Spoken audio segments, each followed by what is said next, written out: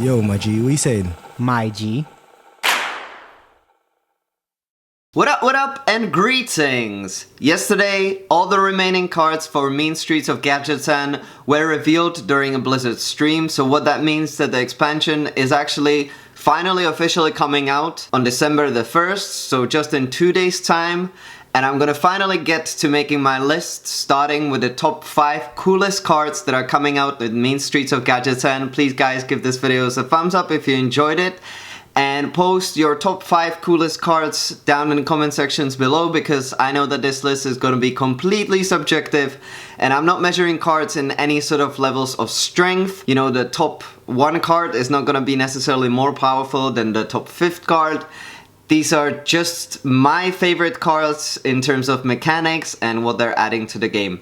I've also decided to split the list in 2 parts. One of them will be top 5 most interesting legendaries, because legendaries usually have got more unique or interesting effects, if you will.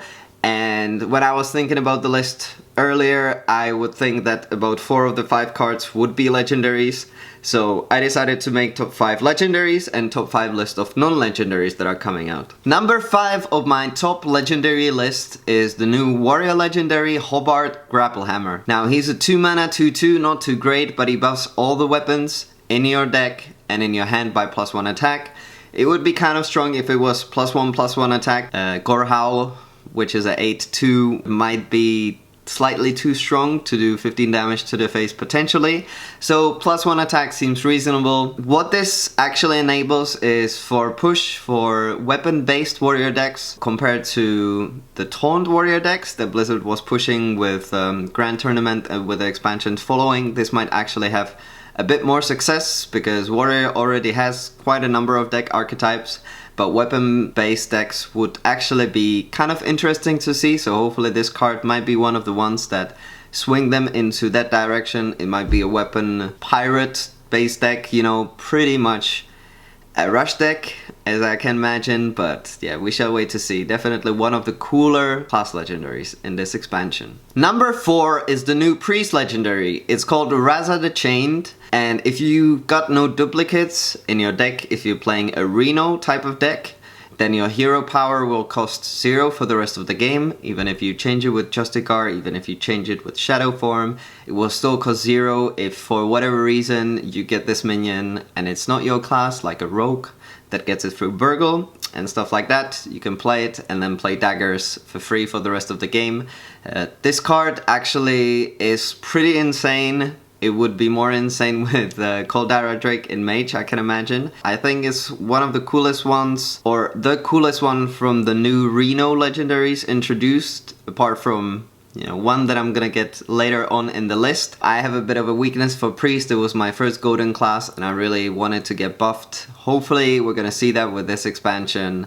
So yeah, that's why Raza is my number 4. Number 3 on my list is Patches the Pirate. Now it's a 1 mana 1/1 with charge. It can't do too much, but it's a really cool effect, summoning itself from the deck when you play something else. It might be a territory that Blizzard is gonna go into further. You know, they've already been trying it out with Barns and with creatures like Yesharash earlier.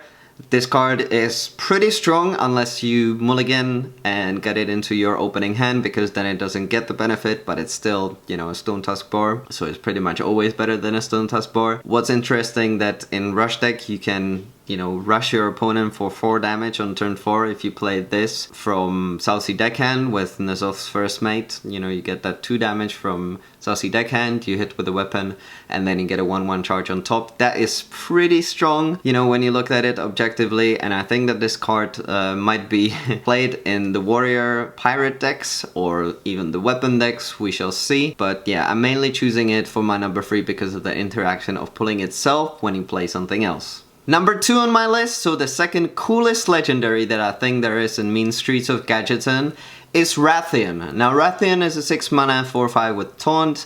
which is not that great. It's not that bad either with the ability that he has. It's actually pretty decent, and what I think is really cool about him is because the wording of the ability and the way that it works, we haven't actually seen before. You know, you have things like Call of the Wild where discounts when you draw a beast, or Farside discounts the next card you draw by 0, you know, and we got loads of interactions with card that you draw, but we don't really have an interaction with draw as many until you know, and this card does exactly that. So if the first card is a dragon and you draw 2 cards out of this, it's already better than Ancient of Lore before it was nerfed, you know, because a 4/5 with taunt is arguably better than a 5/5 without taunt, and you drew 2 cards where you drew 2 cards here. And if you draw 2 dragons and a card, then it becomes completely insane value. So pretty much you play this and you play a whole lot of dragons and maybe some board removal spells like that.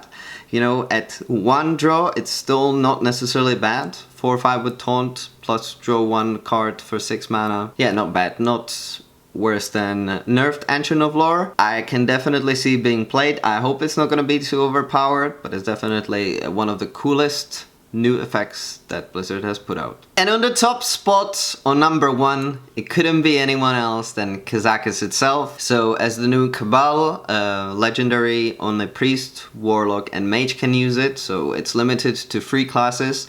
But I think this provides to so many combinations and so many layers of gameplay. We can surely expect to see a lot of roping in tournaments going forward if Reno type of decks are any good, and I really hope that they are, and they will continue to be strong even when Reno rotates out. I don't know if they're going to be renamed to Highlander decks like they were before Reno came out. I definitely wish the best to those types of decks. They prove to be slightly too inconsistent with having 1 copies, but with the new cards, who knows? They might become the next big thing. So Kazakus, just because there's so many variations of how you can play this card and utilize this card, also is one of the new 3-color cards, which I find is a really cool new addition that they've added to the game. He is my number 1. What do you guys think? Is he cool? Not cool? I think he's pretty cool. Getting into the second half of my list, which are the top non-legendary interesting cards from Mean Streets.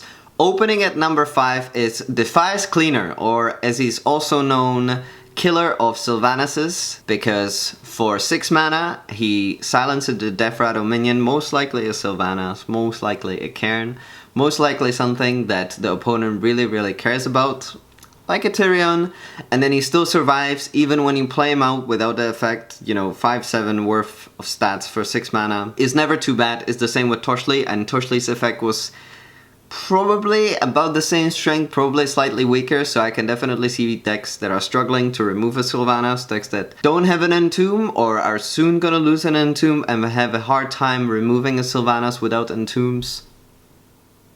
This is a card for you. I definitely find it interesting that they've implemented a card that silences something else. We've already seen it before with silencing demons, but that didn't really prove out to be that great because silencing demons is only really useful against warlocks, you know?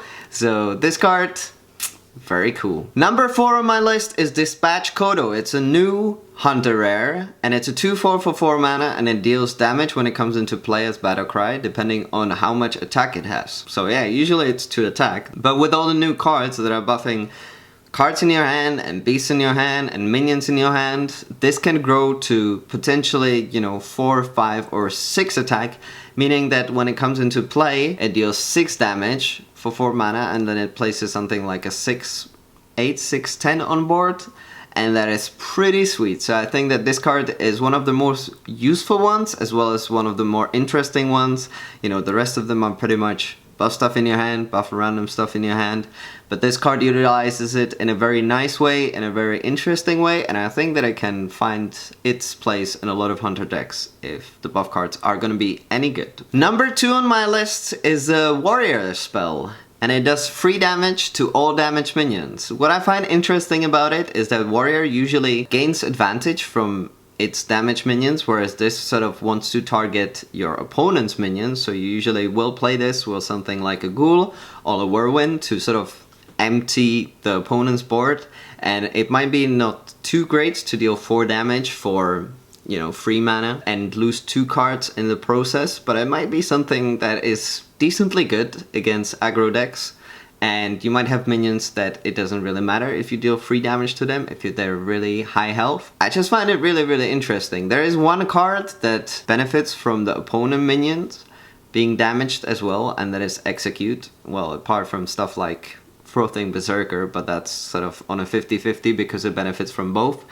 So I really like that they've added a new card that actually does affect depending on how many minions the opponent has damaged rather than your own. Number 2 on my list is Lotus Assassin. So it's a new rogue epic. It's a 5 mana 5/5 that comes into play with stealth, and when it kills a minion it regains stealth.